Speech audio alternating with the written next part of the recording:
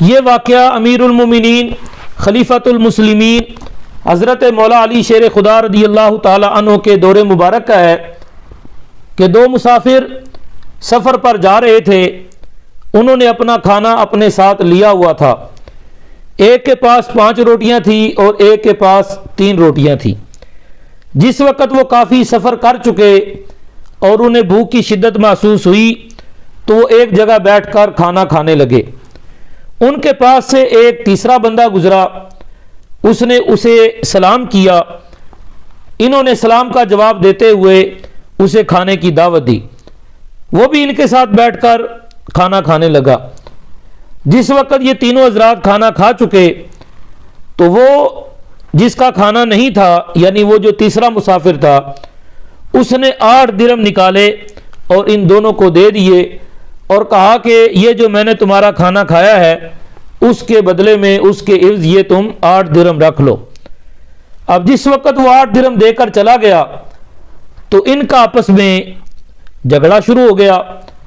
جس کی 5 روٹیاں تھیں وہ یہ چاہ رہا تھا کہ 5 درہم میں لے لیتا ہوں اور تمہاری 3 روٹیاں تھیں، تم 3 درہم لے لو۔ اس نے کہا نہیں، اس نے ہم دونوں کو 8 دیے ہیں تو برابر برابر تقسیم کریں گے، لیکن دونوں اس بات پر راضی نہ ہوئے اور یہ معاملہ حضرت مولا علی رضی اللہ تعالی عنہ کی بارگاہ میں آیا۔ حضرت مولا علی رضی اللہ تعالی عنہ نے جب پورا واقعہ سنا تو آپ نے فرمایا، جس کی 3 روٹیاں تھیں، آپ نے فرمایا جب تمہارا ساتھی 3 درہم تمہیں دینے کے لیے تیار ہے تو تم 3 درہم پر راضی ہو جاؤ، لیکن وہ 4 پر ہی اڑ گیا۔ آپ نے اس سے فرمایا ویسے وہ تمہیں 3 درہم دے کر تم پر احسان ہی کرنا چاہتا ہے، ورنہ انصاف کا تقاضا یہ ہے کہ تمہیں 1 ہی درہم ملنا چاہیے۔ وہ شخص بڑا حیران ہوا اور اس نے ادب کے دائرے میں رہتے ہوئے کہا سبحان اللہ، یہ کیسا انصاف ہے؟ اگر آپ مجھے یہ انصاف سمجھا دیں تو میں 1 درہم ہی قبول کر لوں گا۔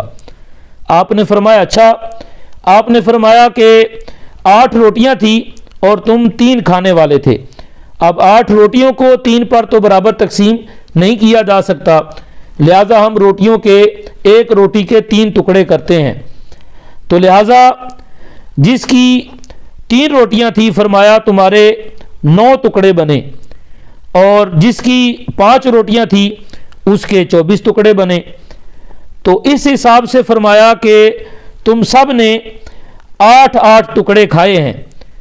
تو تمہاری 3 روٹیاں تھیں، تمہارے ٹوٹل جو ہے وہ 9 ٹکڑے بنے، تو 8 تم نے خود کھائے اور 1 اس مسافر نے کھایا، تو لہٰذا تمہارا 1 ہی درہم بنتا ہے۔